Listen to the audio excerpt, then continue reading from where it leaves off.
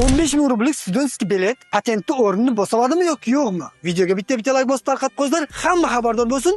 Shu studentskiy bilet haqida bugun to'liq ma'lumot berib o'tamiz. 15 ming rublik studentskiy bilet patentni o'rnini bosa oladimi yoki yo'qmi? Shu haqida to'liq ma'lumot berib o'tsangiz, sizning bilimingiz bor bu narsaga. Biz buni inobatga olishimiz kerakki, bu talabalik guvohnomasi avtonom nekommersiya organizatsiya, ya'ni Baltiyskiy Centr учебный centrniki bo'ladi. Ushbu talabalik guvohnomasi bilan faqatgina bizni vatandoshlar rus tilini o'rganishi mumkin va rus tilini o'rganganlik haqidagi sertifikatni olishi mumkin. Aka, o'zi shu studentskiy bilet originalmi? Qo'lingizda turgan hujjat bu albatta original, lekin agar siz to'g'ridan-to'g'ri учебный centrga murojaat qilmasdan boshqa joydan olsangiz, albatta unga bu kafolati yo'q, ya'ni originalligiga. Учебный centrdan yokida ikki tomonlama shartnoma asosida ishlayotgan kompaniyalar bo'lsa, albatta qo'lingizdagi hujjat original bo'ladi. Bironta olmoqchi bo'lsa, qo'liga yetib borgunicha necha pulga tushadi? Bu shartnomada ko'rsatib o'tilgan Ilhom aka yillik kontrakti 15 ming rubl. Ekranda ham ko'rishingiz mumkin va undan tashqari 5 ming rubl hujjatlarni rasmiylashtirish uchun ketiladigan rasxodi bor. O'shanda ham umumiy 20 ming rublga boradi. Учебный centr tomonidan xadataysiya beriladi, lekin ushbu xadataysiya bilan siz registratsiyangiz muddatini cho'zira olmaysiz va migratsiya varaqasining ham muddatini ham cho'zira olmaysiz. Aynan shu holatlarda 90/365 qoidasi ham buzilishi mumkin. Shu bilan gransiyaga chiqsangiz kirib kelasiz. Afsuski bu учебный centr bo'lganligi uchun kirish uchun sizga bu asos bo'lmaydi.